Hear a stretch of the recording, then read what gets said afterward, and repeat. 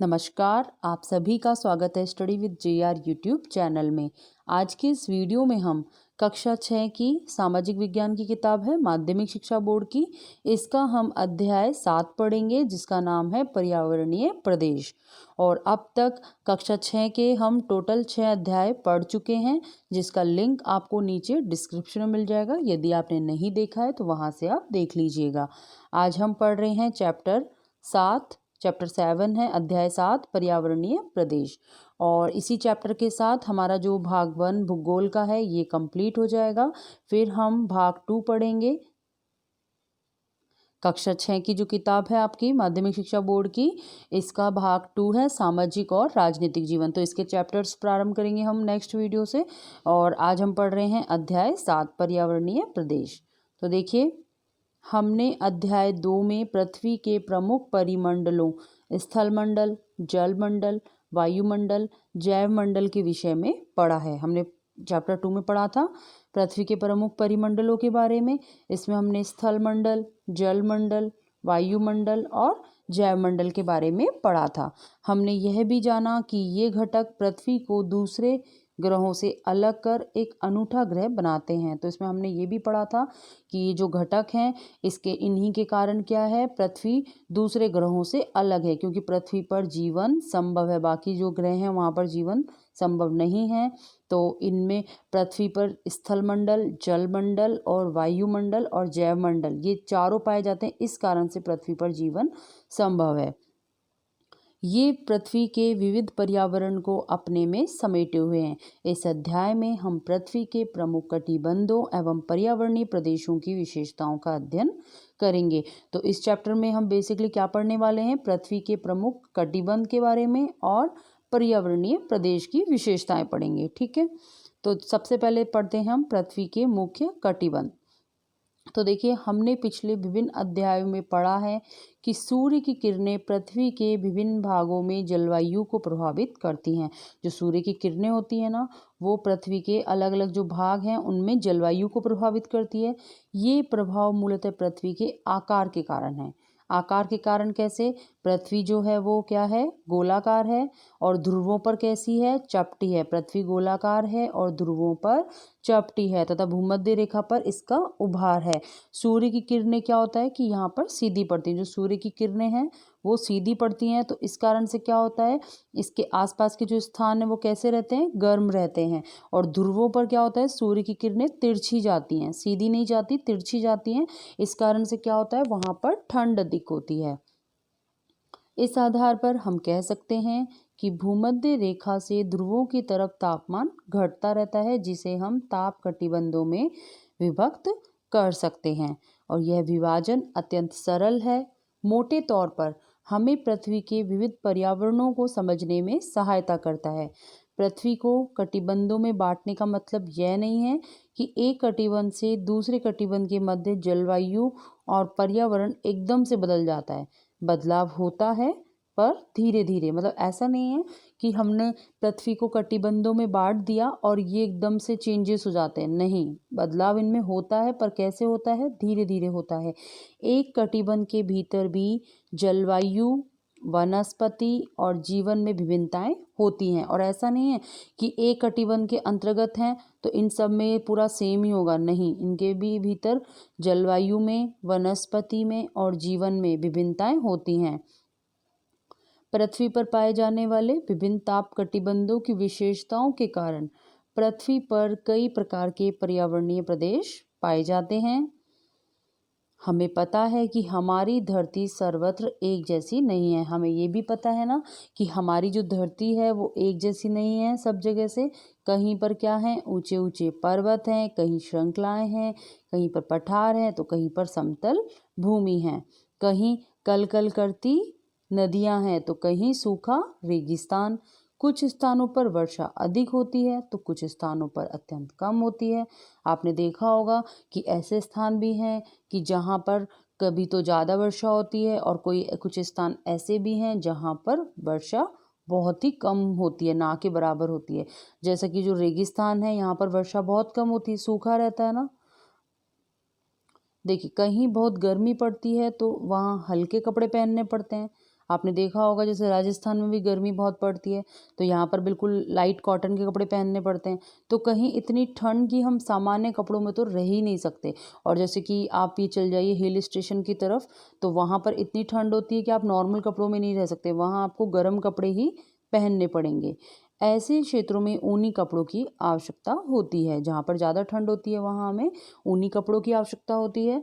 अर्थात हम पृथ्वी के जिस भूभाग पर रहते हैं वह इन विविध पर्यावरणों का बस एक छोटा सा हिस्सा है। इन प्रदेशों में जीव जंतुओं, वनस्पतियों तथा अन्य कई तरह की विविधताएं मिलती हैं। और इन प्रदेशों में हमें जीव जंतुओं में, वनस्पतियों में और भी अन्य कई तरह की विविधताएं हैं जो हमें मिलती हैं इन प्रदेशों में।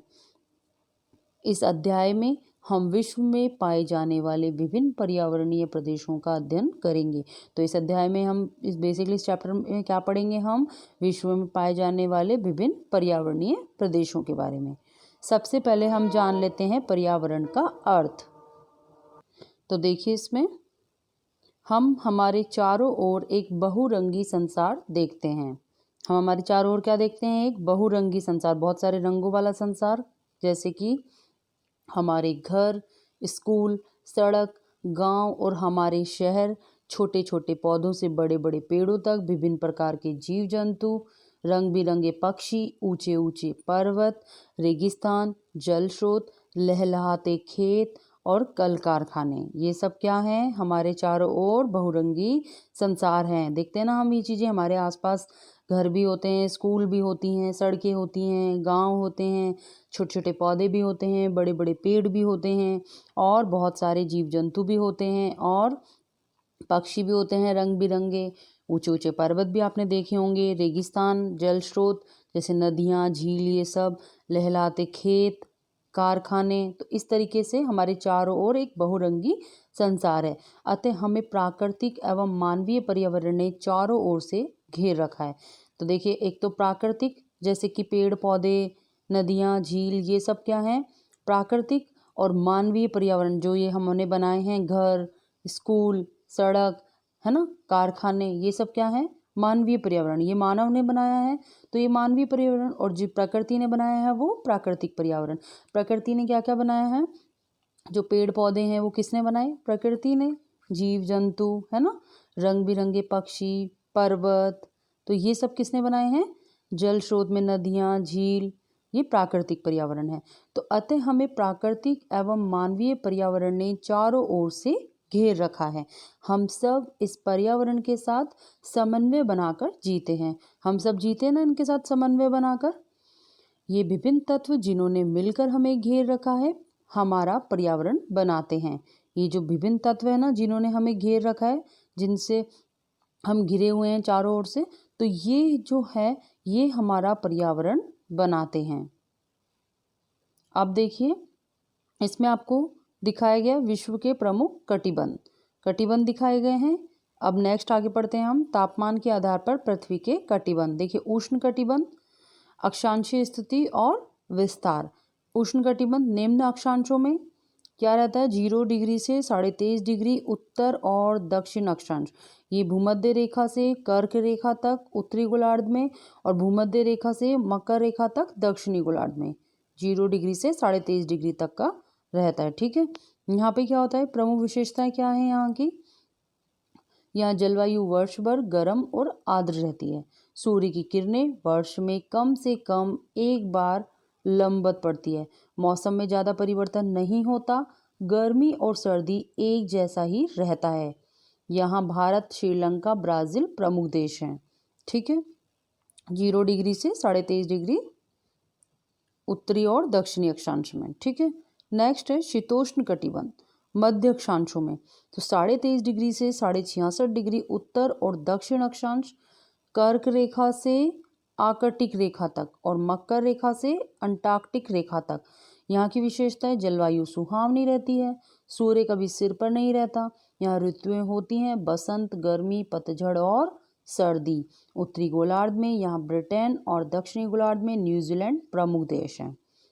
इसके बाद आता है शीत कटिबंध, उच्च अक्षांशों में 66.5 डिग्री से 90 डिग्री उत्तर और दक्षिण अक्षांश। ये कहाँ से कहाँ तक रहता है, आर्कटिक रेखा से उत्तरी ध्रुव तक और अंटार्कटिक रेखा से दक्षिण ध्रुव तक। ठीक है, यहाँ सबसे ठंडे प्रदेश हैं। यह स्थान अधिकांश बर्फ से ढके रहते हैं। यहाँ 6 महीने दिन और 6 महीने रात रहती है, इसीलिए यहाँ बहुत कम लोग बसते हैं। मतलब यहाँ क्या रहता है कि 6 महीने पूरे दिन रहते हैं और 6 महीने पूरी रात रहती है, इसलिए यहाँ बहुत कम लोग रहते हैं। उत्तर में यहाँ आर्कटिक प्रदेश है तथा दक्षिण में अंटार्कटिका। प्रमुख देश हैं कनाडा, स्वीडन, फिनलैंड और नॉर्वे।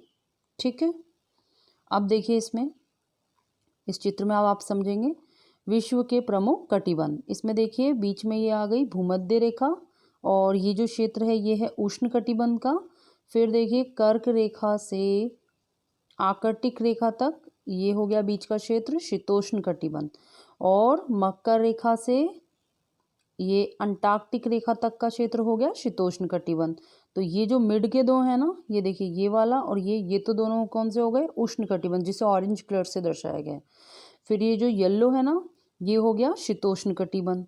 फिर ये जो ध्रुवों पर है ना, ये चपटी है पृथ्वी बताया था ना अभी, तो ये ध्रुव से यहाँ कहाँ से आर्कटिक रेखा से लेके ध्रुव तक, उत्तरी ध्रुव तक, यहाँ पर हो गया शीत कटिबंध। और अंटार्कटिक रेखा से दक्षिण ध्रुव तक ये हो, यहाँ पे भी आता है शीत कटिबंध। ठीक है, यहाँ पर क्या होता है कि जो सूर्य की किरणें वो कैसी जाती हैं, तिरछी जाती हैं।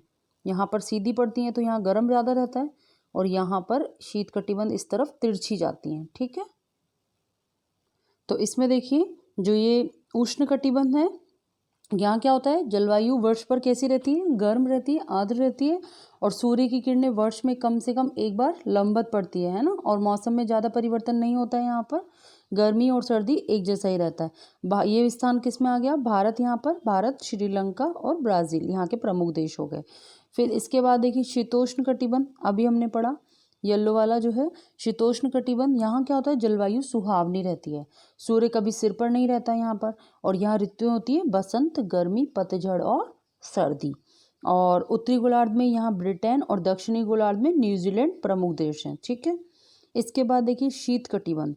शीत कटिबंध में यहाँ सबसे ठंडे प्रदेश हैं। यह स्थान अधिकांश बर्फ से ढके रहते हैं, और यहाँ क्या होता है 6 महीने दिन और 6 महीने रात रहती है, इसलिए यहाँ बहुत कम लोग बसते हैं इन शीत कटिबंध में। और उत्तर में यहाँ आर्कटिक प्रदेश है, तो दक्षिण में कौन सा है, अंटार्कटिका।